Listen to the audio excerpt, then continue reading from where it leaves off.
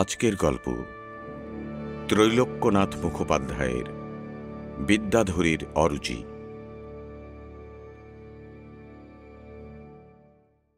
ধূমপান ও মদ্যপান স্বাস্থ্যের পক্ষে ক্ষতিকর। Smoking and consumption of alcohol is injurious to health.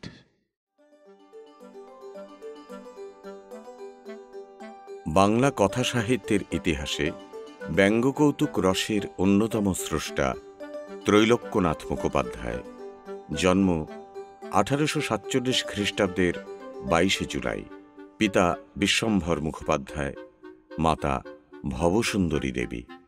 Bangabasi office থেকে প্রকাশিত জন্মভূমি মাসিক পত্রিকায় প্রবন্ধ লেখা থেকে তাঁর সাহিত্য জীবনের শুরু।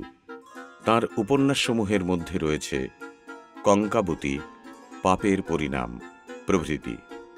ভূত মানুষ, লুল্লু, নয়নচাঁদের ব্যবসা, ডমরুচরিত তার অন্যতম উল্লেখযোগ্য গল্পগ্রন্থ। বাংলা শব্দকোষ রচনায় তিনি অগ্রণী ভূমিকা পালন করেছেন।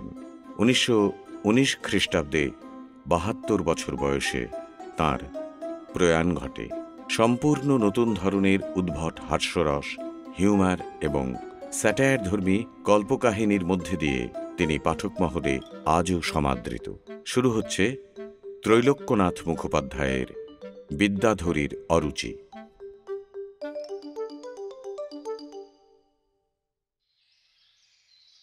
হঠাৎ একদিন সকলের উপস্থিতিতে গোলাপি ঝি বলে উঠল, দেখো বিদ্যাধরী, বাবুর মুখে তুমি চুনকালি দিও না। আমাদের বাবু একজন মস্ত বড় উকিল। নীলাম্বর ঘোষের নাম কে না জানে? তার বাড়ি ঝি হয়ে তুমি মুদির দোকানে একটু গুড়, উড়ের দোকানে একটু ফুলুরি, ময়রার দোকানে একটু চিনির রস চেয়ে, রায় বামুনির কাছে একটু মশার ঘন্ট, যাত্রার কাছে যাতা জিনিস চেয়ে বেড়ালে শুধু বাবু কেন, লজ্জায় আমাদেরও মাথা হেট হয়। বিদ্যাধরী ফোঁস করে বলে উঠল, তোমরা সকলটাতে সল ধরো। মা আমাকে একটু ভালোবাসেন, তাই সকলে তোমরা জ্বলে মরো। আমার ওরসি মুখে কিছু ভালো লাগে না। চড়াই পাখি আহার না খেয়ে যেন রোগা হয়ে যাচ্ছি। গতর না থাকলে পরের বাড়ি কাজ করবো কি করে? তাই তেঁতুল দিয়ে গুড় দিয়ে যা দিয়ে পারি এক মুঠো ভাত খেতে চেষ্টা করি। আমি গরিব মানুষ, পয়সা কোথায় পাই যে সন্দেশ রসগোল্লা কিনবো? মুদি আমাকে ভালোবাসে, তাই সেদিন সে আমাকে একটু গুড় দিয়েছিল। ময়রা আমাকে ভালোবাসে, তাই সেদিন আমাকে শালপাতা ঠোঙা করে খানিক রস দিয়েছিল। তাই তোমরা হিংসাতে ফেটে মরো কেন? তাই বলো দেখি। পিতেম বলল, তোমার অরুচি। পাথরটি টইটুম্বুর করে বামন ঠাকুর তোমাকে ভাত দেয়, তারপর 2বার 3বার ভাত তুমি চেয়ে নাও। এই তো তোমার অরুচি। এর উপর যদি রুচি থাকতো তাহলে ঘোড়াশালের ঘোড়া, হাতিশালের হাতি খেতে। অনেক বাবুর বাড়ি চাকুরি করেছি, অনেক ঝি দেখেছি, কিন্তু তোমার মতো মাগন তো বেহায়া ঝি কখনো দেখিনি। বামন ঠাকুর, তুমি বলো দেখি, 3 জনের খোরাক 1 লাখ হয় কিনা? ছিদেম বলল, দেখো বিদ্যাধরী, লোকের কাছে গিয়ে যা তামাকা ভালো নয়, তাতে মনিবের অপমান হয়। আমি রসই করি, নিজে আমি তোমাকে ভাত দিই, সকলে সে তোমাকে আমি বেশি তরকারি দিই। তোমার বাসা আবার অরসি কোথায়? গোলাপি বলল, নোলা যদি সামলাতে না পারো, সন্দেশ রসগোল্লা খেতে যদি স্বাদ হয়, তাহলে পয়সা দিয়ে কিনে খাও না কেন? তুমি গরিব, তোমার পয়সা নেই? তোমার গলায় অমন মোটা সোনার দানা, হাতে অমন মোটা তাগা। আর কতবার তুমি আমাকে বলেছো যে তোমার খোলা ঘরের তক্তপোষের খুঁড়ের নিচে তুমি 600 টাকা হাঁড়ি করে পুঁতে রেখেছো। সর্বশুধু তোমার সেই যার নাম 1000 টাকা আছে। বিধবা হয়ে পর্যন্ত আমি চাকরানিগিরি করছি, আমার 1000 টাকা করা নেই। এই পিতেম সেই ছেলেবেলা থেকে খানসামাগিরি করছে, সে কত টাকা করেছে? বিদ্যাধরী সঙ্গে সঙ্গে বলে উঠল, আমার পৃথিবীতে কে আছে একদিন এক মুঠো ভাত দেয়? এমন আর কেউ নেই। কাজে মাইনে যা পাই সেটা আমাকে রাখতে হয়, ধার ধর দিয়ে সেটিকে আমার বাড়াতে হয়। তোমার ভাবনা কি বাসা? তোমার ভাই আছে, ভাইপো আছে, অসময়ে তারা তোমার খোঁজ নেবে। সবার কাছে গিয়ে তুমি বলো তুমি না খেয়ে খেয়ে রোগা হয়ে যাচ্ছ, কিন্তু তুমি রোজ আরো বেশি মোটা হচ্ছ। তোমার গায়ে মাছি বসলেও পিছলে পড়ে। গিন্নিমায়ের পছন্দের ঝি, তাই এত অহংকার। গিন্নিমা বলেন আমার মাথা ঘোরে, বুক ধরফর করে, আমার 360 ব্যারাম, আর তুমি তাতে বাতাস দাও, তাই গিন্নিমা তোমায় এত ভালোবাসেন। কিন্তু সব কথা যদি বলে দিই, 2 দিন এখানে টিকতে পারবে না। সেদিন গিন্নিমায়ের জন্য চা করার সময় 1 থাবা চিনি কে মুখে দিয়েছিল? করার এক পাশে সরের উপর একটা স্যাদা করে দুধ খাওয়ার জন্য সকলে আমরা একটি নল করেছি। সেই নল দিয়ে আমরা সকলেই 1 ঢোক দুধ খাই। কিন্তু সেদিন সমুদয় কড়াই থেকে দুধের সরটুকু কে তুলে খেয়েছিল? হ্যাঁ, সেদিন মাছ কুটতে কুটতে কে মাছের পেট থেকে ডিম বের করে নিয়েছিল? আগে চাল ডাল তেল যা কিছু আমরা বাঁচাতাম সকলে ভাগ করে নিতাম, এখন তুমি সেগুলো সব নিজে নাও। এ কি ভালো? আমরা কি চাকরি করতে আসিনি? সেদিন মোচার ঘন্টের জন্য ওপর থেকে ভিজে ছোলা আর নারকেল কোড়া এসেছিল, তার অর্ধেকগুলো তুমি নিজে খেলে। তারপর একদিন সকালবেলা গিন্নির জন্য টাটকা গরম গরম জিলেপি এসেছিল, তার পাশ থেকে পাপড়ি ভেঙে তুমি এতগুলো জমা করলে, সবগুলো তুমি নিজে খেলে। কেন বললে না যে গোলাপি তুইও 2-1টা পাপড়ি খা? কেন বাসা, আমাদেরকে মুখ নেই না? ভালো মন্দ জিনিস খেতে আমাদের স্বাদ হয় না রে? নীলাম্বর ঘোষের রান্নাঘরে 4 জনে এইরূপ তুমুল বাকযুদ্ধ বেঁধে গেল। একদিকে ছিদেম ব্রাহ্মণ, পিতেম চাকর ও গোলাপি ঝি, একদিকে 3 জন, অন্যদিকে বিদ্যাধরী ঝি একা। সপ্তরথী বেষ্টিত অভিমন্যু কতক্ষণ বিপক্ষের সঙ্গে সংগ্রাম করতে পারে? বিদ্যাধরীকে শীঘ্রই পরাভব মেনে নিয়ে সে স্থান থেকে প্রস্থান করতে হলো। কাঁদতে কাঁদতে গিন্নিমায়ের কাছে গিয়ে বিদ্যাধরী বলল, মা, বামুন ঠাকুর বলে যে তোমার কোনো ব্যারাম নেই, সব ঠাট। তোমার মাথা ঘোরে না, তোমার বুক দরপর করে না, শোয়াক করে তুমি বাবুর টাকা শ্রাদ্ধ করছো। তোমার ওরুচি নেই, তোমার গায়ে মাসি বসলে মাসি পিছলে পড়ে। গিন্নি রেগে গিয়ে বললেন, বটে, বামুনের তো আসপর্দা কম নয়, ছোট মুখে বড় কথা। আমিও বা সেই কথা বলি। আমি বললাম, দেখ, বামুন ঠাকুর মনিবকে অমন কথা বলতে নেই। মাকে আমি অষ্টপর দেখছি, তার যে কত অসুখ সে কথা আর বলবো কি? কেবল আমার সেবার জোরে তিনি বেঁচে আছেন, এই কথা মা আমি যেই বলেছি, আর পোড়ার মুখো বামুন আমাকে কেবল ধরে মারেনি, কত গালি দিল, কত কুকথা সে যে আমাকে বললো, সে তোমাকে আর আমি কি বলবো। সে একা নয়, পোড়ার মুখো পিতেম আর 8 করে গোলাপিও তার সঙ্গে যোগ দিল। তুমি আমার মা, একটু ভালোবাসো, সেই জন্য সকলের হিংসা। তা আমি মা আর তোমার কাছে থাকতে চাই না, তুমি মা অন্যজি দেখে নাও।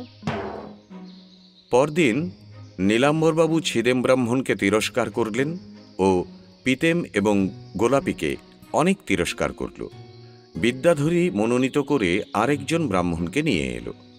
এ ব্রাহ্মণের যেমন মুখশ্রী, লক্ষ লোকের মধ্যেও সেরূপ একটা মুখশ্রী হয় না। মুখমণ্ডলটিও প্রকাণ্ড, কিন্তু যতটা দীর্ঘে প্রস্থে ততটা নয়।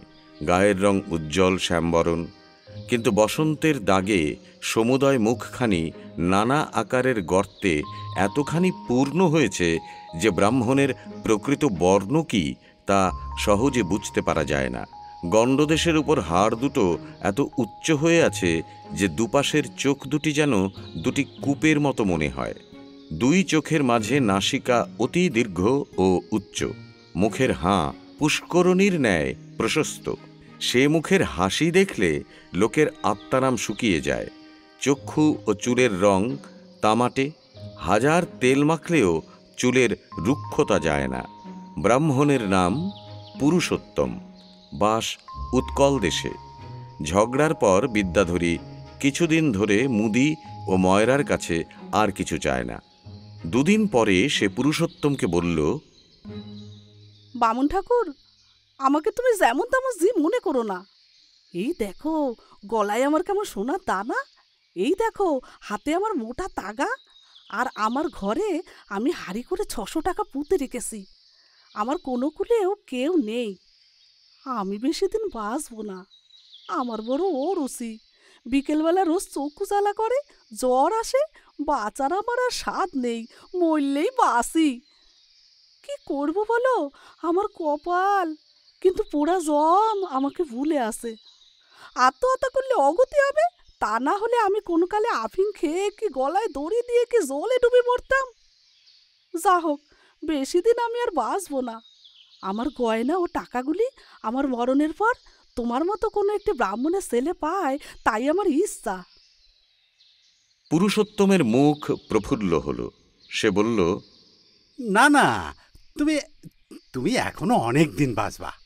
তোমার ব্যায়াম তত কঠিন নয়। টাকা পাই না পাই মায়ের মতন আমি তোমার সেবা করব। সময় অসময়ে আমি তোমারে দেখব। সে আর বেশি দিন দেখতে হবে না। নিজের শরীর আমি বেশ বুঝতে পারছি। তাছাড়া বাঁচতে আমারও কিছুমাত্র ইচ্ছা নেই। টাকাগুলি তোমাকে আমি দিয়ে যাব। বাবু উকিল উইল কাকে বলে তা আমি জানি। গিন্নির নামে বাবু উইল করেছেন। একখানা কাগজে লিখলেই হবে যে অমুককে আমি আমার টাকা গয়না দিয়ে গেলাম, কিন্তু এই কথা প্রকাশ করো না। সেই দিন থেকেই পুরুষোত্তম যত মাছ যত তরকারি বিদ্যাধরীর পাতে চাপাতে লাগল। পিতেম ও গোলাপি কিছু পায় না, সেজন্য তারা ক্রমাগত গজগজ করতে লাগল, কিন্তু বাবুর তিরস্কারের ভয়ে প্রকাশ্য ঝগড়া করতে পারল না। 4-5 দিন পরে বিদ্যাধরী একখানা কাগজ এনে পুরুষোত্তমের হাতে দিল। পুরুষোত্তম সেই কাগজ কোনো লোককে দিয়ে পড়িয়ে দেখল যে বিদ্যাধরীর মৃত্যুর পর সমুদয় সম্পত্তি সে পাবে কাগজে এইরূপ লেখা ছিল। পুরুষোত্তম আরও জেনে দেখল যে এরূপ কাগজকে উইল বলে। এইরূপ উইল করে লোক নিজের সম্পত্তি অন্য লোককে প্রদান করে। পুরুষোত্তমের মন আনন্দে পরিপূর্ণ হল। সেই দিন থেকে গোয়ালিনীকে বলে বিদ্যাধরীর জন্য সে 1 পোয়া করে দুধের রোজ করে দিল। সেই দিন থেকে সে নিজের পয়সা দিয়ে মেঠাই মন্ডা প্রভৃতি ভালো ভালো জিনিস বিদ্যাধরীকে খাওয়াতে লাগল। একদিন বিদ্যাধরী বলল, আমার আর বিলম্ব নেই। কবিরাজ মশাই সেদিন বললেন, বিদ্যাধরী, দিন দিন তুই যেন পাপী হয়ে যাচ্ছিস। মুখে যেন তো চুন কালি মারিয়ে দিয়েছে। বড় জোড়া 3 মাস। কবিরাজ মশাই, বাঁচতে আমার আর ইচ্ছা নেই। রোগের যন্ত্রণা আমার আর সহ্য হয় না। নিজ হাতে বিষ খেয়ে মরলে অগতি হবে। ঔষধের সঙ্গে যদি একটু বিষ দিয়ে আপনি আমাকে মারতে পারেন তাহলে আপনার বড় পুণ্য হয়। না রে না, তার করতে হবে না। তোর নারীর গতি যে রূপ, তাতে বড় জোড়া 3 মাস। পুরুষোত্তম বিদ্যাধরীর দিকে চেয়ে দেখল। আগেই যদি সে 1 পাথর ভাত খেত, এখন সে 2 পাথর ভাত খায়। রোগা হওয়া তো দূরে থাক, পুরুষোত্তমের কাছে ডাল ভাত আহারীয় দ্রব্য পেয়ে দিন দিন সে যেন বেশ ফুলে উঠছিল। আজ 3 মাস পুরুষোত্তম তার সেবা করছিল। আজ 3 মাস নিজের মাহিনা সে দেশে পাঠায়নি। সমুদয় টাকা বিদ্যাধরীর জন্য খরচ করছিল। আরও 3 মাস কেটে গেল। ভালো ভালো জিনিস খেয়ে তার শরীরে কান্তি ফেটে পড়তে লাগল। এ পর্যন্ত বিদ্যাধরীর জন্য পুরুষোত্তমের 25 টাকা খরচ হয়েছিল। পুরুষোত্তমের মনে খটকা জন্মাল। একদিকে পিতেম চাকর ও গোলাপি ঝি, অপরদিকে পুরুষোত্তম ব্রাহ্মণ ও বিদ্যাধরী ঝি।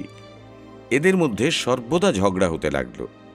একদিন বিদ্যাধরীকে গোলাপি বলল, তোমার কি বিবেচনা? আজ সকালে রান্নার সময় বাবুকে দেওয়ার আগে বামুন ঠাকুরকে তুমি 2 বার চাটতে দিলে। তারপর সন্দেশটি তুমি নিজে 10 বার চাটলে। কেন বললে না যে যে গোলাপি তুই 2 বার চাট? আমিও ঝি, তুমিও ঝি। আমাকে ভাগ দিয়ে না খেলে তোমার অধর্ম হয় তা জানো? মাথার উপর ভগবান আছেন, তিনি বিচার করবেন। আরে চাবড়া মুখ বামুনের কি আক্কেল! আহা, মুখ তো নয়, ডায়মন্ড কাট, 2.5 হাত শীতলা। পোড়ার মুখরা আর ঠাকুর খুঁজে পায়নি। জগন্নাথকে ঠাকুর করা হয়েছে। না আছে নাক, না আছে কান। যে হাতে বিদ্যাধরীকে জিনিস দিস, জগন্নাথের মতো তোর সেই হাত ঠুটো হোক। গোলাপির গালিতে পুরুষোত্তমের শরীর জড়ো হল। এদিকে বিদ্যাধরীর অরুচি দিন দিন বাড়তে লাগল। বিদ্যাধরী বলল, বামুন ঠাকুর, বড় অরুচি। যদি ক্ষীরমোহন পাই তাহলে বোধহয় কষ্টে একটা খেতে পারি। আবার কোনো দিন সে বলে, সরভাজা বেচতে এসেছে, বড় অরুচি। একটু যদি সরভাজা পাই তাহলে চেষ্টা করে দেখি খেতে পারি কিনা।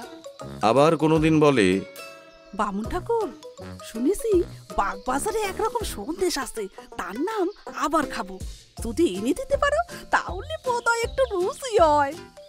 এইরূপ নিত্য নিত্য বিদ্যাধরীর আবদার। পুরুষোত্তম কি করবে?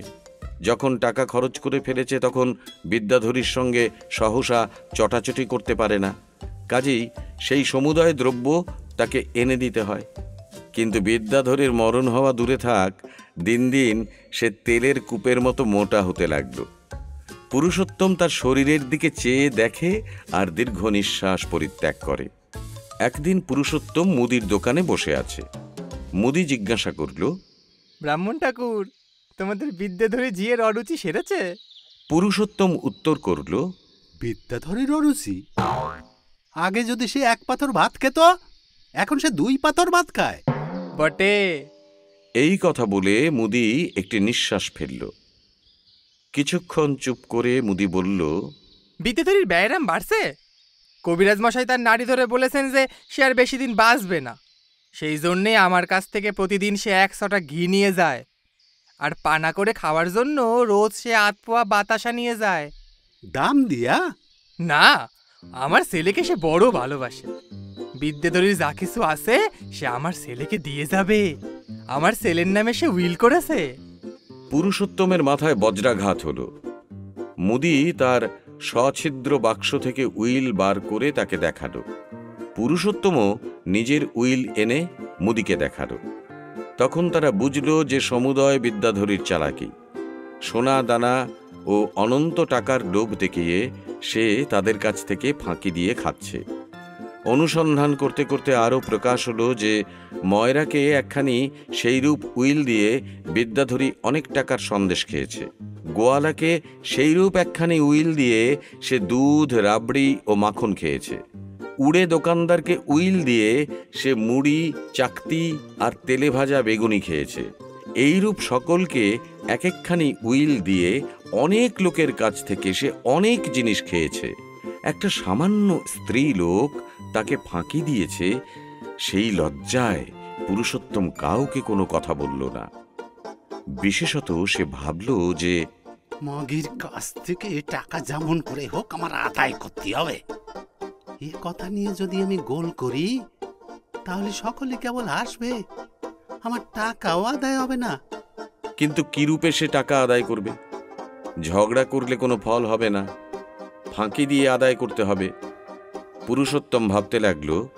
2-3 দিন চিন্তা করে একদিন সন্ধেবেলা বিদ্যাধরীকে নিভৃতে পেয়ে জিজ্ঞাসা করল, বিদ্যাধরী, তোমার জন্য কাল আমি মাছের ঝোল রাঁধছিলাম, তা খাইয়া তুমি কেমন আছো? পেট জ্বালা, বুক জ্বালা করছে? কেন পেট জ্বালা বুক জ্বালা করবে কেন? সে মাছের ঝোলে কি ছিল? এমন কিছু নয়। তবে তুমি বলছিলে না যে মরণ হলেই বাঁচি। তোমারে কেউ যদি বিষ দিয়ে মারে তাহলে তার অনেক পুণ্য হয়, মনে নাই? তুমি কবিরাজ মশাইয়ের কাছ থেকে সেই জন্য ওষুধ চাইছিলা। আমি ভাবলাম যে এই বিদ্যাধরী রোগের যন্ত্রণায় বড় কষ্ট পাচ্ছে, বাসনের ইচ্ছা নাই, তাই আমি তাকে একটু বিষ দেই যাতে তাড়াতাড়ি তার গঙ্গা লাভ হয়। তাই আমাদের দেশের প্রাণমুগরে গাছের শিকড় বাটিয়া মাছের ঝোলের সঙ্গে মিশাইয়া দিছিলাম। বিদ্যাধরী যেন আকাশ থেকে পড়ল। শশব্যস্ত হয়ে এসে বলল, বলিস কি রে, আমাকে বিষ দিয়েছিস? বলিস কি রে উনুন মুকুট একরা বামুন? তা তুমি তো নিজে আমারে বারবার বলেছো এক তিলও তোমার বাঁচতে ইচ্ছে করে না, এখন এ কথা বললি চলবে কেন? ওরে সর্বনেশে, ওরে আটকুড়ো উড়ে বামুন, তোর মনে কি এই ছিল? আমার পেট চলে গেল, আমার বুক চলে গেল, প্রাণ যায়, ও মা আমার প্রাণ যায়। এইসব বলতে বলতে বিদ্যাধরী সেখানে দড়াম করে শুয়ে পড়ল আর কাঁদতে কাঁদতে ক্রমাগত বলতে লাগলো, আমার পেট গেল, আমার বুক গেল, আমার প্রাণ যায়, ও গিন্নিমা তোমার বিদ্যা ধরে যায়, তাড়াতাড়ি ডাক্তার আনো, ও গোলাপি তাড়াতাড়ি আয় রে, সকলে মিলে আমার প্রাণ বাঁচা রে, আমাকে বাঁচাও মা, তোমাকে জোড়া পাঠা দেব। হে বাবা তারকনাথ, আমাকে বাঁচাও বাবা, গন্ডে দিয়ে আমি তোমার মন্দিরে গিয়ে পুজো দেব বাবা। পাছে বেশি চিৎকার করে, সেজন্য হাত দিয়ে পুরুষোত্তম তার মুখ চেপে ধরল। পুরুষোত্তম বলল, চুপ চুপ। বিদ্যাধরী পুনরায় ধড়মড় করে উঠে বসলো আর বলল, হ্যাঁ রে, কি গাছের শিকড় দিয়েছিস? চুপ করবো? এক্ষুনি আমি থানায় যাবো, তোর হাতে হাত করে দিয়ে তোকে ফাঁসি কাটে ঝুলাবো। ও পিতেম, ওরে তাড়াতাড়ি পাহারাওয়ালাকে বল আমাকে বিষ দিয়েছে, পেট আমার জ্বলে গেল। হায় হায়, আমার কি হলো? চুপ চুপ চুপ চুপ চুপ। তুমি যদি একান্ত মরতে না চাও তাহলে বিষের কাটান করতে আমি জানি। সে ঔষধ ডাক্তার বুদ্ধি কেউ জানে না। পুলিশের লোক যদি আমারে ধরে নিয়ে যায় তাহলে সে ঔষধ তোমারে কেডা দেবে? তাহলে বেঘরে তুমি মারা যাবে। তবে সে ওষুধ তাড়াতাড়ি এনে দে। সে ওষুধ আনতে 5 টাকা খরচ হবে। আমার কাছে এখন একটা পয়সাও নাই। টাকা কোথায় পাবো যে ওষুধ আনবো? আজ 1 শিশি খেলি আপাতত তোমার প্রাণটা বাঁচবে, কিন্তু তারপর আরও 5-6 শিশি খেলি বিষটা নির্দোষ হয়ে তোমার শরীর অতি বার হয়ে যাবে। আমি গরিব মানুষ, 30-35 টাকা আমি কোথায় পাবো? আগে যদি বলতে যে তোমার মরতে ইচ্ছে নাই, তাহলে মাছের জলের সঙ্গে আমি বিষ দিতাম না। আমি তোকে টাকা দিছি, তুই আমার প্রাণ বাঁচা, তুই আমার বাঁচা, তুই আমার প্রাণ রক্ষা কর। ও মা, পেট আর মুখ জ্বলে কাক হয়ে গেল। পেটে হাত দিয়ে বিদ্যাধরী ছোট এক অন্ধকার ঘরের ভিতর প্রবেশ করল। পুরুষোত্তমের হাতে সেই ঘর থেকে 5টা টাকা এনে দিয়ে বলল, যা বাবা যা যা যা, শীঘ্র যা, যা তা করেছিস, এখন আমায় বাঁচা। কোনো ভয় নাই, হয়ে যাবে হয়ে যাবে। কাউকে বলতে হবে না। এক্ষুনি ফিরে আসছি। যতক্ষণ না ফিরি ততক্ষণ খিড়কির দিকে কলের নিচে বসিয়ে মাথায় ও পেটে একটু একটু করে জল দিতে থাকো। এই কথা বলে পুরুষোত্তম বাড়ি থেকে বার হলো। বলা বাহুল্য যে বিদ্যাধরীকে আসলে সে বিষ দেয়নি, নিজের টাকা আদায় করার জন্য সে এইরকম ফন্দি করেছিল। বাড়ি থেকে বার হয়ে সে 4 পয়সা দিয়ে একটা শিশি কিনল। রাস্তার কল থেকে শিশিটি জলে পরিপূর্ণ করল। তারপর 1 পয়সার সোডা কিনে সেই জলের সঙ্গে মিশ্রিত করল। এই রূপে মিছিমিছি একটা ঔষধ প্রস্তুত করে সে 5 টাকা আদায় করল। এবার আর 5-6 শিশি এইরূপ ঔষধ দিতে পারলেই তার সমুদয় টাকা আদায় হবে। পুরুষোত্তম যখন বাড়ি ফিরে এলো তখন অল্প অল্প অন্ধকার হয়েছিল। সে দেখল যে রান্নাঘরের কাছে পিতেম ও গোলাপি বসে সুর করে কার কথা বলছে। আজ কয় মাস ধরে অন্য চাকর বাকরদের বঞ্চিত করে বিদ্যাধরীকে বেশি বেশি মাছ ও তরকারি দিয়ে আসছিল, সেজন্য তার উপর সকলের রাগ। বিষ প্রদানের কথা পাছে পিতেম কি গোলাপি শুনে থাকে, সেই ভয়ে পুরুষোত্তমের প্রাণ উড়ে গেল। তাকে বেশিক্ষণ চিন্তা করতে হলো না। পিতেম তাকে ডেকে বলল, বামন ঠাকুর সর্বনাশ করেছে, বিদ্যাধরীকে বিষ দিয়েছে। পুলিশের লোক টের পেয়ে এখনই তোমাকে বেঁধে নিয়ে যাবে, তারপর তোমার ফাঁসি হবে। পুরুষোত্তমের মুখ শুকিয়ে গেল। সে বলল, আমি আমি সত্য সত্য তাকে বিষ দিইনি, মিছিমিছি করে বলেছি। সে কথা কে বিশ্বাস করবে? যদি বিষ দাওনি তবে ওষুধ আনার জন্য তার কাছ থেকে 5 টাকা নিয়েছো কেন? তবে বিদ্যাধরী উন্মাদ পাগল হলো কেন? উন্মাদ পাগল হয়েছে? হ্যাঁ, আমি সত্য বলছি, তারে আমি পাগল হওয়ার ঔষধ দিইনি। সে ভয়ানক উন্মাদ হয়েছে। আমরা দুজন তাকে ধরে আনতে পারি না। অনেক কষ্ট করে আমরা একটু সুস্থ করেছি, কিন্তু সুস্থ এসে আর এক সর্বনাশ করেছে। বরাবর উপরে গিয়ে গিন্নি মায়ের খাটে গিয়ে শুয়েছে। মা বাগানে কলতলায় কাপড় কাচতে গিয়েছেন। উপরে এসে যদি তিনি দেখেন যে বিদ্যাধরী তার বিছানায় শুয়ে আছে, তাহলে আর রক্ষা রাখবে না। বাবু এখনো বাড়ি আসেনি, সকল কথা প্রকাশ হবে, তখন নিশ্চয়ই পুলিশ ডেকে তোমায় ধরিয়ে দেবে। পুরুষোত্তম ভয়ে কাঁপতে লাগলো। সে বলল, দোহাই ভাই, আমি তোমার পায়ে পড়ি, আমার এ বিপদ থেকে রক্ষা করো। এখন কি করলে আমি রক্ষা পাই তা বলো ভাই। আমরা অনেক চেষ্টা করেছিলাম, কিছুতেই গিন্নির খাট থেকে উঠতে পারিনি। তুমি যদি কোনোভাবে তাকে নিচে আনতে পারো তাহলে উপায় হতে পারে, কিন্তু আর বিলম্ব করলে চলবে না। গিন্নি এখনই উপরে আসবেন। নিজের বিছানায় বিদ্যাধরীকে দেখলে তিনি আর রক্ষা রাখবেন না। তবে আমি এখনই যাই? না, অমনি গেলে হবে না। তাকে ধরলে চিৎকার করে সে ফাটিয়ে দেবে। তার চিৎকারে গিনি দৌড়ে আসবেন, তখন সকল কথা প্রকাশ হয়ে যাবে। তবে কি করি? গোলাপি ঘরের ভিতর থেকে একটা বড় থরি এনে পুরুষোত্তমের হাতে দিয়ে বলল, ওপরে গিন্নির ঘরে গিয়ে টপ করে এই থলিটি পরিয়ে দেবে, তারপর তাকে ধরবে। কিন্তু সাবধান, মুখ থেকে থলি যেন সে খুলতে না পারে। তারপর জোর করে তাকে নিচে নামিয়ে আনবে। তাকে যদি আমাদের বাগে আনতে পারো, তখন আমরা তাকে বুঝিয়ে ঠান্ডা করব। থলিটি হাতে নিয়ে আর কোনো কথা না বলে পুরুষোত্তম তত্তর করে সিঁড়ি দিয়ে উপরে উঠল। তারপর দ্রুত বেগে গিন্নির ঘরে প্রবেশ করল। অন্ধকার হয়েছে, তখনও আলো জ্বালা হয়নি। গিন্নির খাটের উপরে যে শুয়েছিল, পুরুষোত্তম কাছে গিয়ে সহসা তার মুখে থলিটি পরিয়ে দিল। 2 হাতে কোমর পর্যন্ত তাড়াতাড়ি থলিটি টেনে দিল।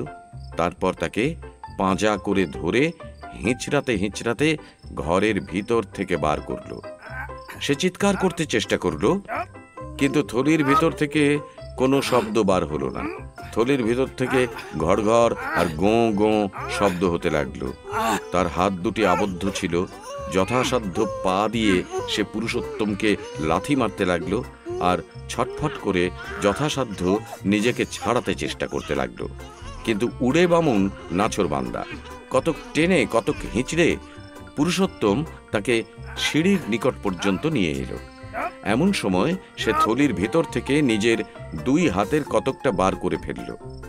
সে 2 হাতে পুরুষোত্তমকে প্রাণপণে খিমচে আর থলি ভেদ করে ভিতর থেকে পুরুষোত্তমকে কামড়াতে লাগলো আর 2 পায়ে লাথি মারতে লাগলো।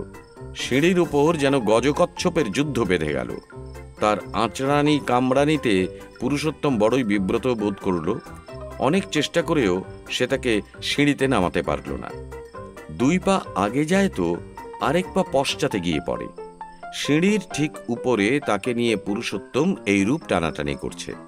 এমন সময় সিঁড়ির একটু নিচে বাড়ির কর্তাবাবু এসে উপস্থিত হলেন। এক উড়ে ব্রাহ্মণের সেই অদ্ভুত মূর্তি, সেই মূর্তি গুণমোরা আর একটা মূর্তিকে টানা হ্যাচড়া করছে। এই অদ্ভুত ব্যাপার দেখে বাবু ভাবলেন, এ ভূত না প্রেত না পাগল, এ কি? ঘোরতর বিস্মিত হয়ে বাবু বললেন, এ কি? চমকে উঠে পুরুষোত্তম বাবুর দিকে চেয়ে দেখল। সে দেখল যে 2 নিচের সিঁড়িতে স্বয়ং বাবু দাঁড়িয়ে আছেন, আর তার ঠিক পশ্চাতে আলো হাতে করে স্বয়ং বিদ্যাধরী ঝি দাঁড়িয়ে আছে। বাবুর পশ্চাতে সিঁড়ির উপর বিদ্যাধরীকে দেখে পুরুষোত্তমের প্রাণ উড়ে গেল। তৎক্ষণাৎ সে চটমোড়া সেই স্ত্রীলোককে সেই স্থানে ফেলে দ্রুত বেগে বাবুর পাশ দিয়ে সিঁড়ি থেকে নেমে গেল। নিচে নেমে সে তৎক্ষণাৎ বাড়ি থেকে পালিয়ে গেল। নিজের মাইনে কাপড় চোপড় কিছুই আর নিতে এলো না। তখন বিদ্যাধরী ঝি, গোলাপি ঝি ও পিতেম চাকর সকলেই হাবা সাজল। তারা বলল, ব্রাহ্মণ কেন এরূপ কাজ করেছে তার বিন্দু বিসর্গ কিছুই তারা জানে না। সেজন্য সেই ঘটনা যে কেন ঘটেছিল আজও নীলাম্বরবাবু তার কারণ জানতে পারেননি। তার ধারণা এই যে উড়ে ব্রাহ্মণ পাগল হয়েছিল, আর না হয় তাকে ভূতে পেয়েছিল। যাই হোক, নীলাম্বরবাবু তাড়াতাড়ি স্ত্রীলোকের মাথা থেকে থলিটি খুলে দিলেন। বলা বাহুল্য যে থলির ভিতর থেকে তার স্ত্রীর মুখ বের হয়ে পড়ল। গিন্নি তখন জ্ঞান শূন্যা, মূর্ছিতা, অনেক কষ্টে পুনরায় চেতন হল। তারপর 6 মাস কাল পর্যন্ত নানা রোগে তিনি কষ্ট পেলেন। ডাক্তার বৈদ্য দেখিয়ে অনেক টাকা খরচ করে নীলাম্বরবাবু এখন তাকে ভালো করেছেন। সকলে এখন সুখে স্বাচ্ছন্দ্যে কাল যাপন করছেন।